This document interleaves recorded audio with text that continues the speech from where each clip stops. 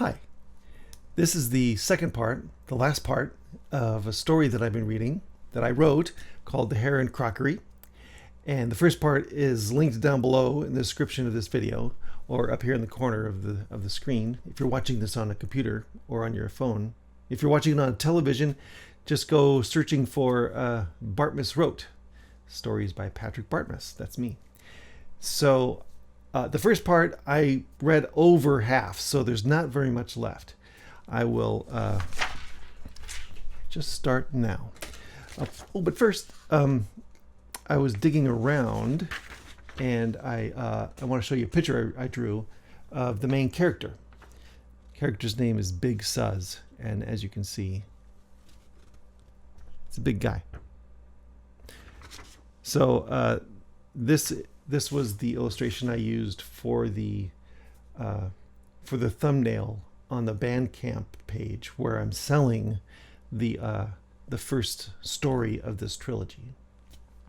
And that story is called Lord Macdevacle's Demise.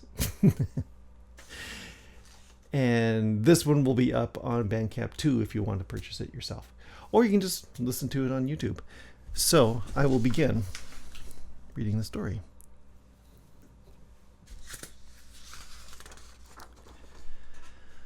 Chapter 4, Stations. Suz drove 5 miles east to the station and looked for Constable Scarth. The porter reported that the constable never appeared. "What time did the train depart today?" 10 o'clock, Inspector." Suz's ginger eyebrows knitted as he puzzled. "Scarth said he was here from 9 to 10 and saw nobody board the train." Suz asked, "Was it late?" "No, the train arrives at Otley at 10:30. Soon, with the transition, the train will not stop at Arthington at all, so the only stop for local residents will be Otley." Suz reasoned that the constable must have been waiting at the wrong station, believing the transition to have already taken place.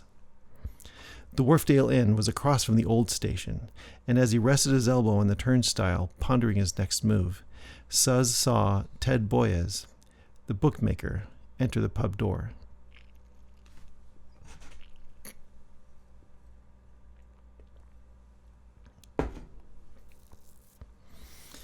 He decided to follow. The guests inside glanced up and, apparently identifying him immediately, returned to the quiet conversations. Ted was already at the bar, and Suz glided quickly across the room to his side before the bookie could turn around. "Mr. Boyes." Ted flicked his head to the side like a fox and bristled. "Detective Inspector," he responded evenly. "You move about quickly." Suz reached into one of his cavernous pockets and pulled out the betting slips, along with a couple shards of crockery. "Do you recognize these?" "Looks like you found a broken pot instead of that Barclay fellow." The landlord, listening from behind the bar, sighed and frowned at Ted. Someone drinking in the open snug softly chuckled. Suz wondered how Ted Boyes could have heard about the search for Barclay so soon. "I'm referring to these bet receipts. It appears the bettor favors certain horses." Ted clamped his mouth shut and fixed his watery eyes directly into Suz's. He was waiting for a direct question, so Suz inquired in a firm and uncompromising tone, "Do you recall who made these wagers?" "I, Inspector. I, Detective Inspector." That comes off as saying I did it, but it's I. "Detective Inspector," he assented softly. "Mark Quinnen asked me to bet on those horses."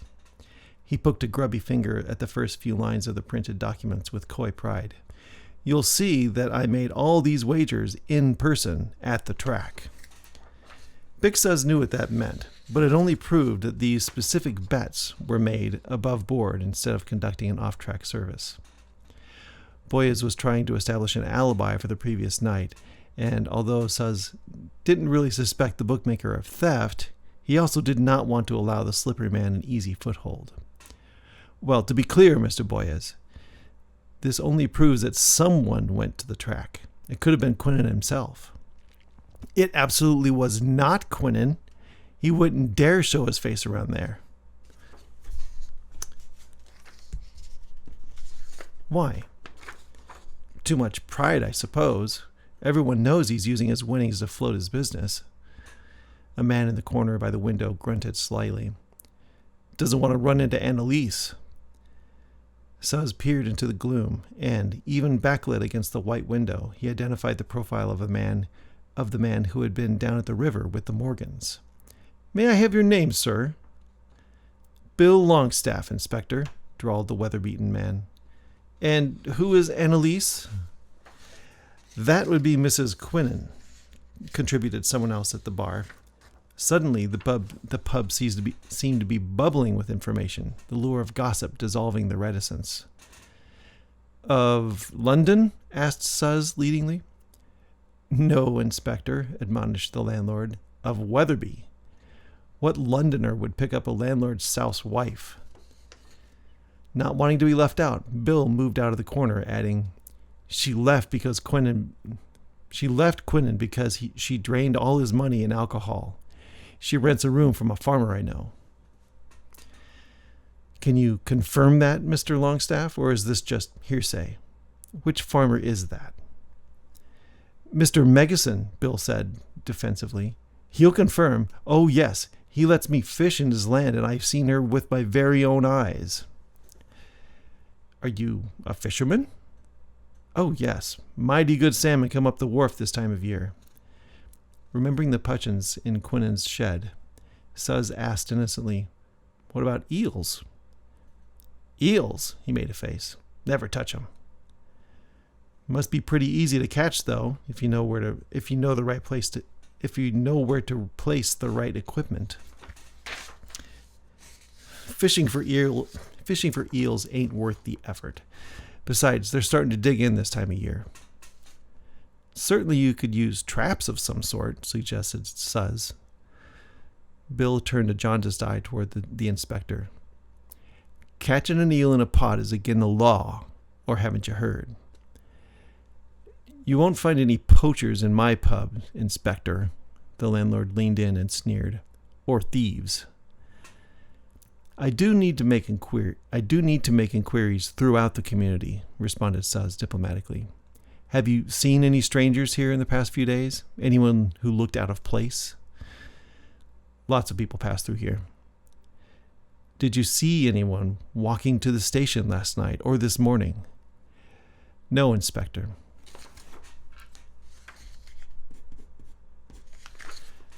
Suz swept a glance around the room to catch the eye of anyone who might show signs of acknowledgement. All the faces were blank. May I use your phone? As he dialed Otley Station, he noticed Bill retreating and saw a shaft of diffused light brighten the room briefly as he slipped out the front door. When the porter answered, Suz asked if there was a constable monitoring the platform. A moment later, Scarth answered and apologized for his mistake. It was an understandable error to make, Constable. However, now that the man has a head start, we will need to catch up with him. Please call the surrounding stations and make your inquiries about a Geordie named Barclay. I will drive to Harrogate and ask in person.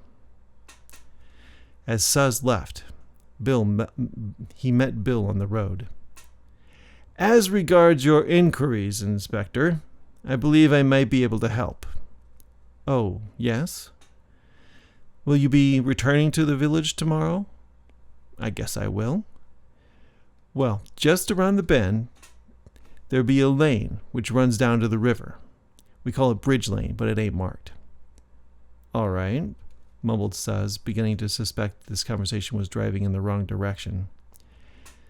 Look in the ditch just by the stile to Dill's Meadow.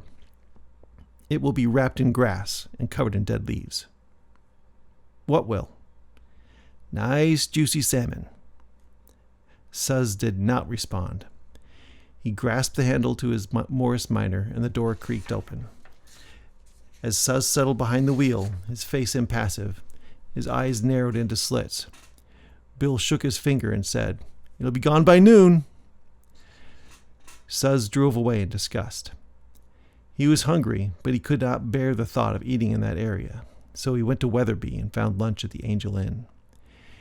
He had heard of this place during the war because it was the only pub that served the prisoners of war who were being detained nearby.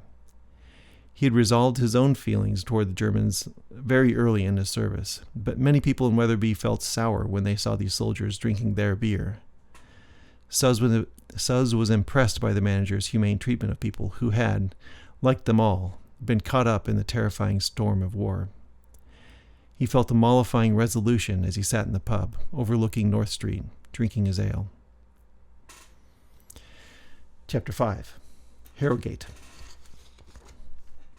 After making 2 more stops, Suz arrived at Harrogate Station at 4:30 and found the porter who was tending the platform when the Otley train arrived.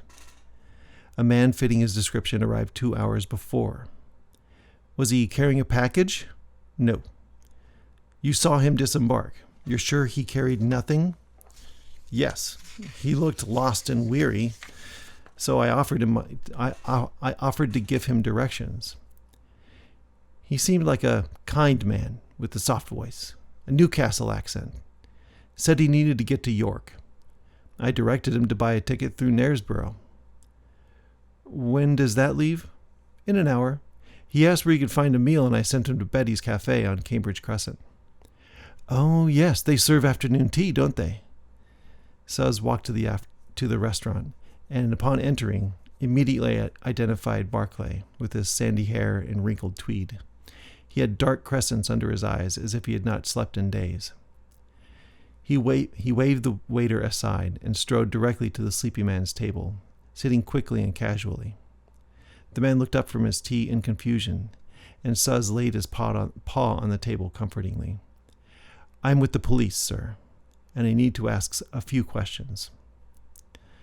Suz withdrew a leather credential wallet from his jacket and opened it to reveal his warrant card. Yes, stuttered the man, locking eyes with the detective inspector. He had the demeanor of a whipped mongrel who was glad to be caged. First, I must ask your name. William Barclay. And have you recently arrived from Arthington? At this, Barclay withered and hissed. Yes. Suz asked quietly and sternly, Why did you leave so early this morning, Mr. Barclay? Barclay drew in a long, silent breath, but could not answer. He merely fixed his eyes on the enormous buttons of Suz's jacket and turned an unpleasant hue of yellow. Did you lack the funds to pay for your room? Yes, sir.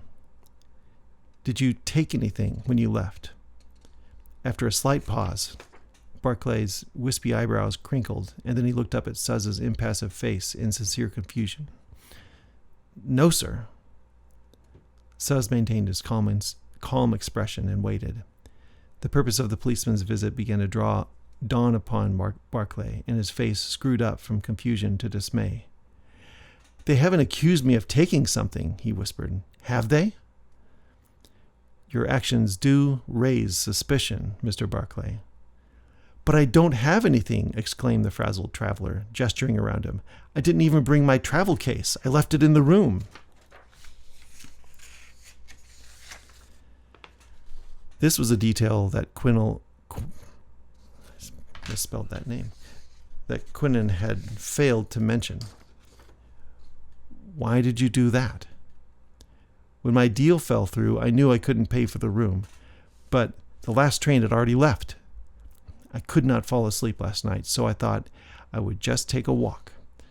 Slowly, as I got further down the road, I realized all I could do was just keep walking. It was such a foggy night, I didn't know how far I had traveled until I saw the station at Otley. By then, it was early morning. I just sat at the platform, and when the train arrived, I boarded it. It all happened so naturally, I didn't think about the next moment. I just rode the train and found myself here. The confession drained out of him like a tiny spring emerging from under a rock. Suz listened and nodded, allowing the man to finish. They sat in silence for a few moments. Barclay added, "Of course, I intend to pay the inn when I get some money. May I have the name of the man you came to Arthington to meet?"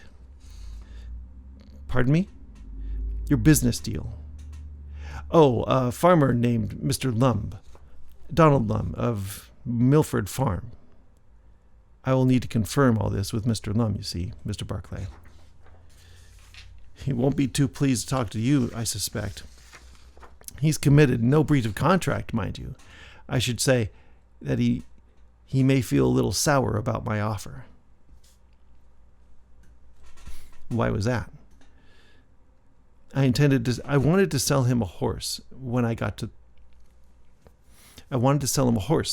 the papers. No, start over. I wanted to sell him a horse, and when I brought the papers, oh dear, those are in my case too. He winced in chagrin and then continued. "Those papers. He didn't realize my horse was a retired racehorse. He said he would not have asked me down if he knew I was trying to pawn off a Keffel. Well, racehorses do not make good draft animals, Mr. Barclay. You can't blame him for being disappointed. Danby is no nag. He's got many years ahead of him, and I told Lum all this when I met him last month." "Danby?" The name pricked the corner of Suz's memory. "You own Danby?" "Yes, sir." "You're not the Barclay who owned Violet Sampson, winner of the Cheltenham Gold Cup?" "Yes, Inspector, but that was before the war. If I still owned Sampson, I wouldn't be here, planning to skip payment on this meal, too." It occurred to Suz that tea had ended, and the waiter had been hovering near the door nervously. He gestured for the bill and paid it while Barclay glared at the table in shame. "Violet Sampson is a fine horse. He hasn't even placed in 2 years, but when you owned him, I could tell he was well cared for." "Hard times," was the only response Barclay could muster. "Mr. Barclay, I need to leave now. May I have your home address and telephone number? I may have further questions." "You're not taking me in?" "No," Suz smiled and passed one of his notepads across the table. He explained as he watched the man scratch out the information on a pad. "I'm here investigating a different matter." He stood to leave, and as Barclay followed him, he said sternly, "You will certainly need to pay for that room you occupied, and I trust you will find the funds to pay for it in due course." "Yes," assented Barclay, peering up gratefully at the big man, leading him out onto Cambridge Crescent. "Thank you, Jacob Sussman," interjected the big man, and he handed Barclay one of his cards. You may reach me at the Leeds Police Department." Suz watched Barclay walk in the direction of the station and then returned to his car. He did not believe that Barclay had stolen anything from the inn. He worried about the disheveled man. There seemed to be something broken about him, but then again he had met several such men in his exposure to the business of horse racing. As he reviewed his conversation, he realized that his own passion for steeplechase may have been leveraged subtly to influence his generous estimation of the horse owner's innocence. A few details of Barclay's story would need to be verified, so he chastened himself to remain skeptical. Suz drove home in a haze, grateful for the hour of contemplation. He did not feel like any of the information he had gathered that day would lead him to a satisfactory solution. Additionally, several pieces of information did not align symmetrically. He thought about the Morgans and reminded himself to call his contacts at the base to inquire about Stefan's status.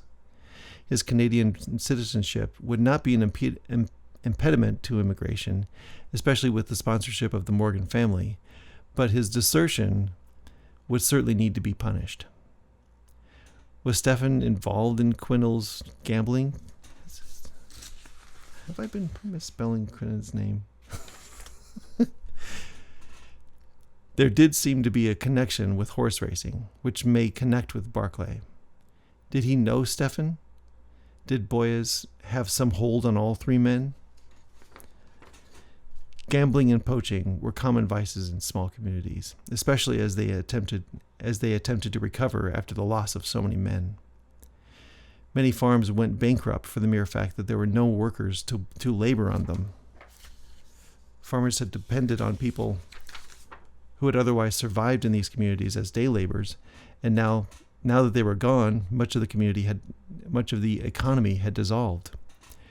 People were turning to any form of deal to hold them over for a season, hoping the money would start flowing back into the rural villages.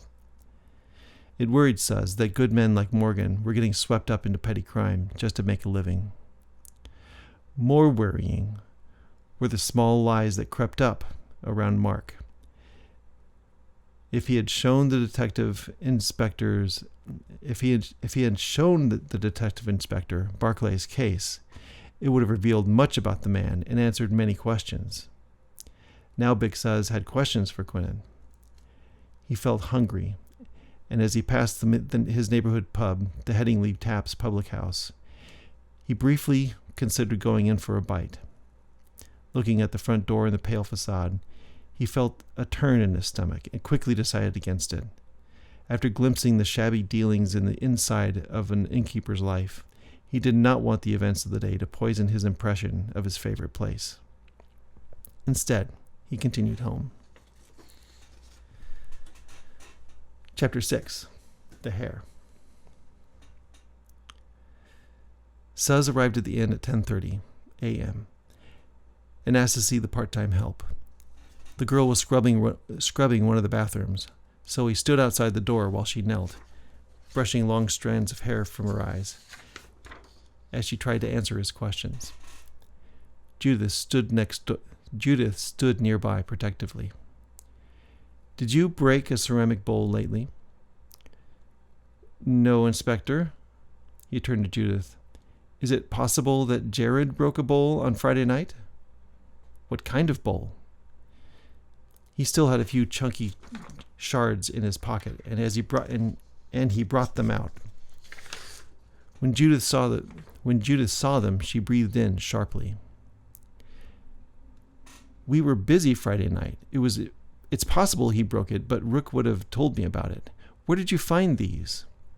"In the bin out back."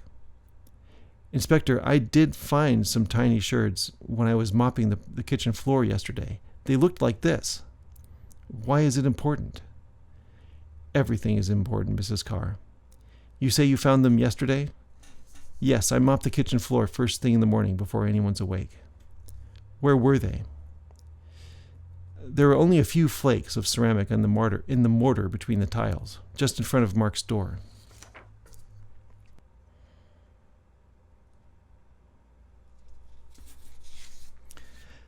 "I see," muttered Suz, as he replaced the shards into his pocket. "Thank you both. Is Mr. Quinnen in his room?" "Yes." "I'll go speak to him now." Suz knocked on the apartment door in the kitchen. "Mr. Quinnen?" No one answered. He heard gravel crunching through the open back door, and when he peered outside, he saw Quinnen pacing on the patio. "Mr. Quinnen, will you follow me, please?" Quinnen jerked slightly at Suz's growling voice, but did not seem surprised at the request. He placidly followed Big Suz to the old boat shack and asked, "Have you located the businessman from Saturday night?" "Yes, and he will be contacting you to pay his debt." "All the money he stole?" asked Quinnen in confusion. "No, just the charges he owes you for his room." Suz opened the door to the shed.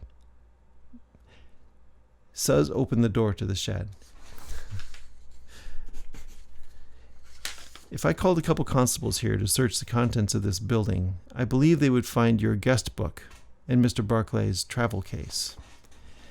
That would draw a lot of attention and take a lot of time. Instead, I'm asking you to retrieve the items yourself." Quinnen stared him in disbelief, frozen on the path. It would work in your favor if you cooperated. I know your business is failing, and this was an attempt to collect some sort of insurance or at least justify bankruptcy. Quinnen seemed relieved to hear the policeman's analysis. His shoulders relaxed, and his face softened. He said, "It was my wife." "Annalise?" "Yes. She took my money and left 3 months ago. I didn't have much left, but she drained our savings, and then she took the cash out of my safe." "You could have done something about that, Mr. Quinnen." Shame greened the landlord's face. "No, I couldn't go through the police inquiry. It would have been humiliating. Anyway, I didn't want her back. She left, and I just wanted to start fresh. I made up the story about the Londoner, and no one seemed to question it. She wasn't well liked, Inspector." "I see. And when this fellow skipped out in his room, you thought you could pin it on him?" "Yes," admitted Quinnen quietly. "But how did you know?" Suz pulled out a couple of the shards and clicked them together as he said, "You must have broken this sometime in the night." "Yes, but you claimed that you hadn't heard anything. Yet when I learned that the bowl smashed right in front of your door, I suspect you had lied about that." "Oh," blurted Quinnen ironically. "Cleaned up the big pieces, and didn't mention it to anyone. You possibly thought you could weave the broken bowl into your story." Suz rattled the shards together in his palm. "But it wouldn't have fit neatly, so you just threw them away." "Yes. You must have known we would find Barclay eventually." "I suppose I did. He would deny it, but who would believe a liar and a cheat?" "Who indeed?" So that was the end. Look for this. I'll tell you what. When I narrate the formal audiobook and publish it on Bandcamp, I'll come back to this YouTube channel and put the link in the description. So future people watching can see that and go buy a good copy that I'm not commenting on and stopping to make corrections on my manuscript. So thank you for watching, and thank you for listening. If you like this kind of thing, I'm going to be writing, the third part of the trilogy here pretty soon. So if you like watching me kind of fumble my way through reading a story, please let me know in the description, and I'll do this again. Otherwise, I won't. So thanks.